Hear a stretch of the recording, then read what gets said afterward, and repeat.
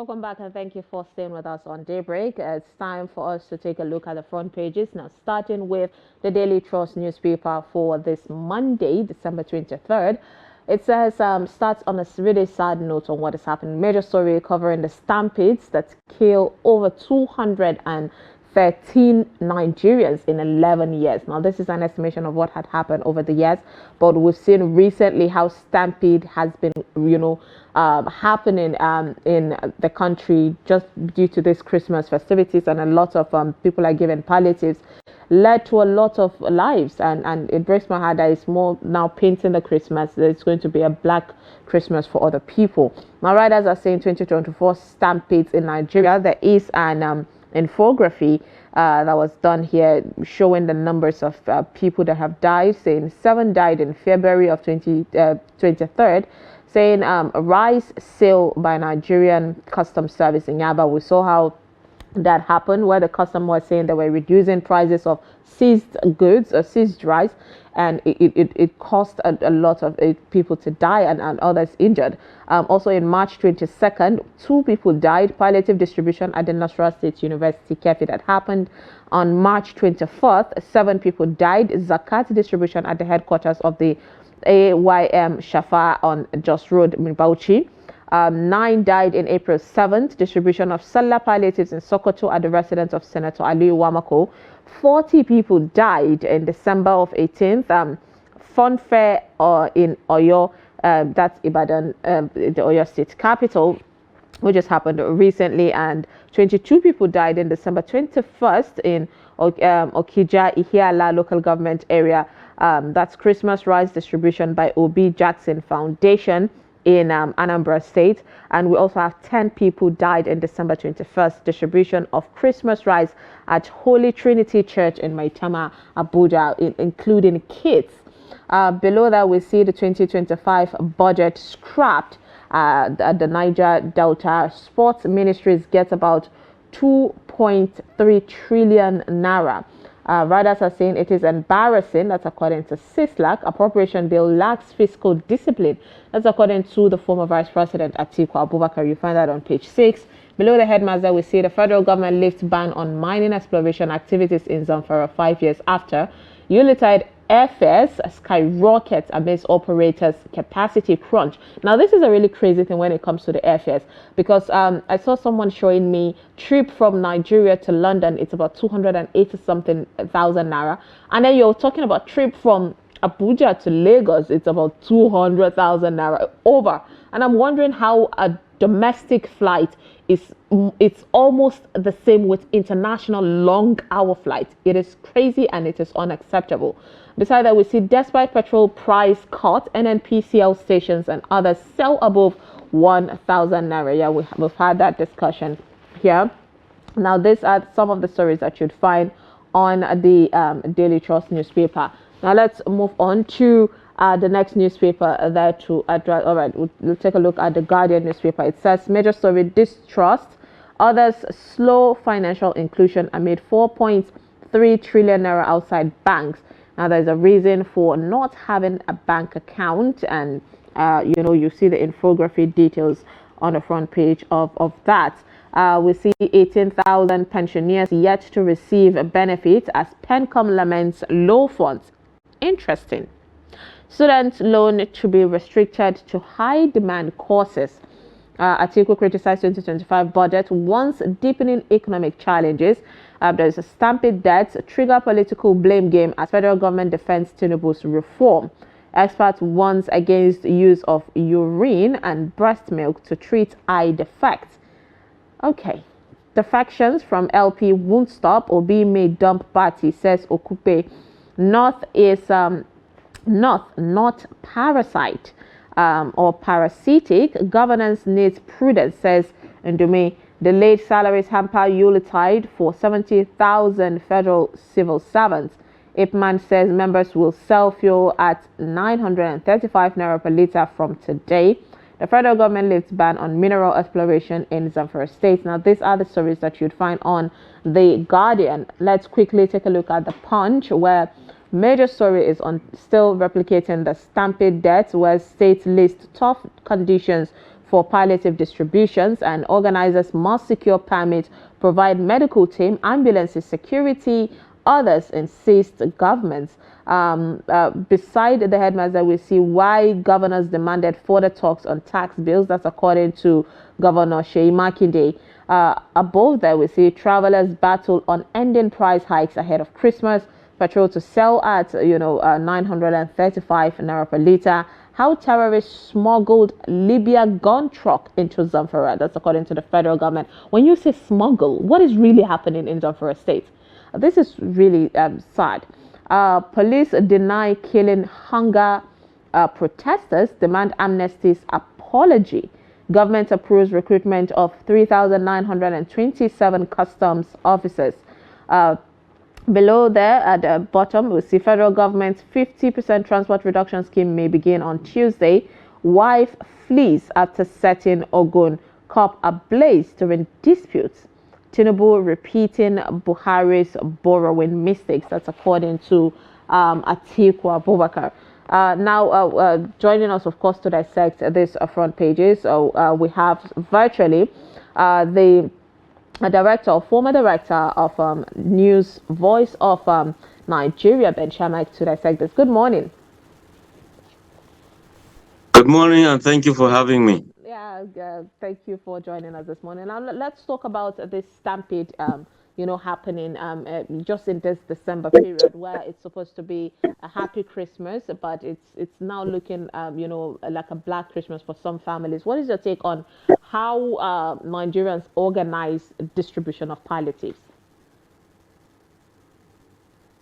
Yeah, I think that the intentions of organizing or for organizing these palliatives are very, very heartwarming. But you see, when it comes to the way and manner in which they are also distributed, it leaves a lot to be desired, because sometimes announcements are made, and when announcements are made, it goes round. Can you increase the volume, please? Take the case in Abuja, take the case in Okija, and of course the one in Ibadan.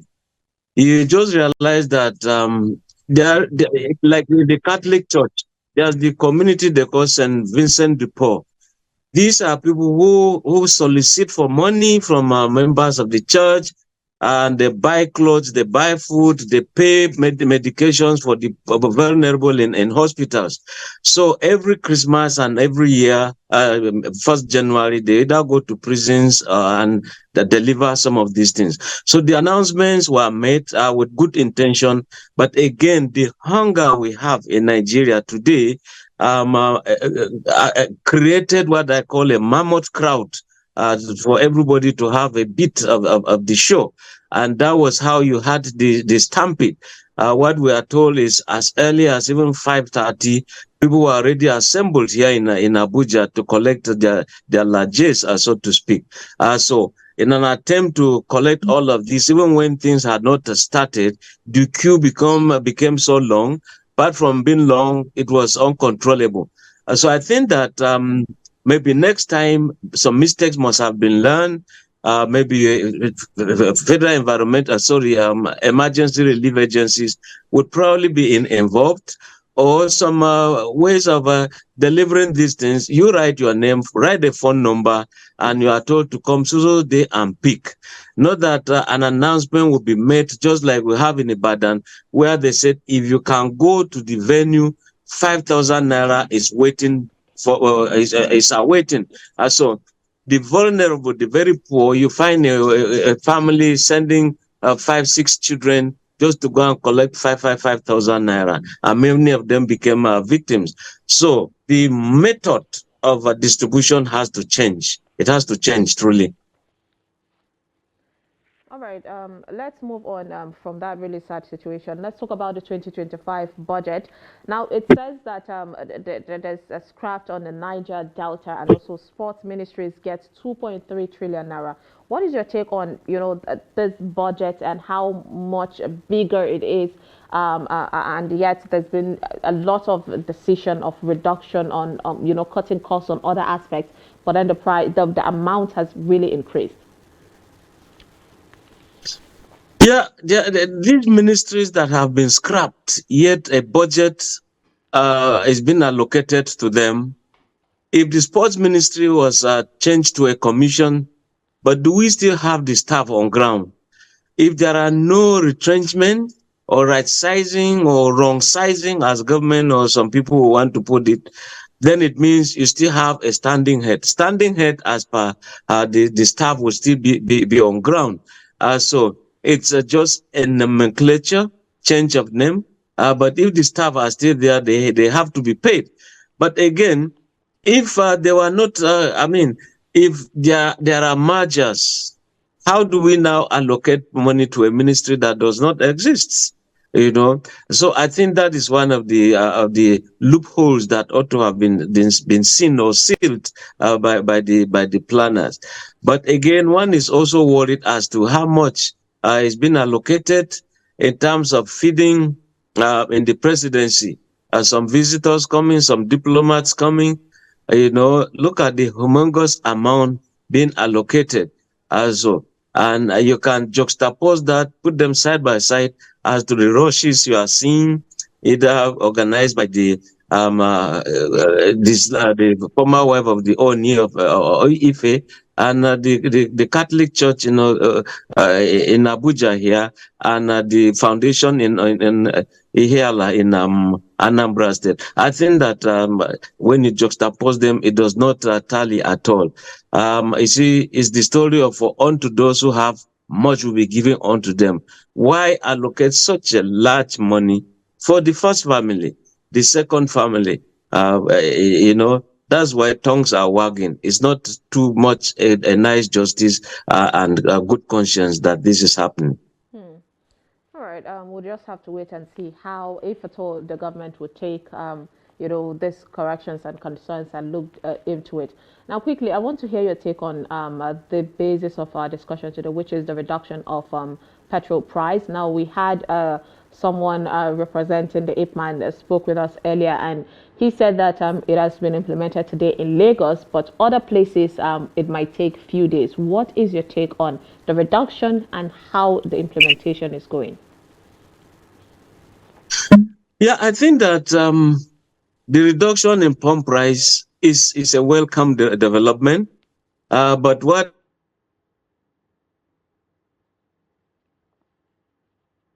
is left to be seen is when you go to the filling station, buy at the price that you can see at the pump price. But we've been hearing about this reduction.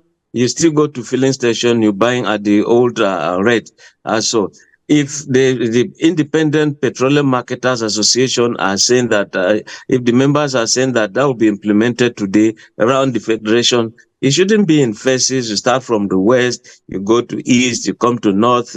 I mean, buying is buying. It's the same petrol we're talking about. So it's a welcoming development, which means Dangote has the heart of the heart of a human being, and we also expect that the government should do likewise. But we are worried as to when Melakia is the MD of a group managing director of NNPCL, said Port Harcourt refinery was working, and suddenly we were told no. These were stockpile of what was left there before the refinery went into comatose. They just went and downloaded those things in some tankers and pretended that the refinery was working. Now we know better. Nothing is working there. The private sector is trying to inject some human feelings, human face. We think that the government should have a better human face than the private sector that is out to make a business. But if the reverse is the case, we can see Dangote trying to be faster in reducing pump prices compared with government. So these are things Nigerians are waiting for, better services. And for the first time, Christmas and probably New Year will be done where there will be no queues after a very long time. Indeed, there is that one. But just for clarity, the NNPCL came back again and said no, that's misinformation. The refinery is still working, and we've also had, I told you, a spokesperson of the IPMAN said that it is working. So hopefully, I think it's up to us to now go do our own digging to find out, because where there is smoke, there is a fire there. But then, yeah, let's talk about the federal government lifting the ban on mining exploration activities in Zamfara State after 5 years. People are skeptical about this because of how, lack of management, when it comes to the resources in the country has been over the years. What do you think about that? Now, let us look at what happened in Sierra Leone, where this illegal mining, diamond, blood diamond for that matter, brought in or ushered in the war there, and people were being amputated, people were being killed. The civil war came in not until Nigeria went there to bring sanity. Now, at the point, the global agreement was that it should be categorized as blood diamond. People must state exactly where they got it before they could be sold at the international market. When it came to Nigeria, there was the stealing of crude oil. Jonathan, then president, said, look, why don't we also classify crude oil as a blood crude so that we know where they come from and begin to block? In the same way, look at Zamfara. See what the bandits are doing there because of this endowment of natural resources underground there. The fighting is really not about bad governance. It's about who gets what and who is controlling what. It's about the economy. So at the point government felt it should be banned. At the point they said, look, people were landing there in helicopters and you don't know who they are. They supply arms and all that. Good thing government is now saying, or security agencies are now saying that, look, they've traced some vehicles from Libya into Zamfara state where a cache of arms or a kind of supplied and unearthed. Now, at what point will you leave Libya, enter Chad or Niger, then enter Nigeria, and past how many geopolitical zones, northeast, then you enter northwest, you now go to Zamfara.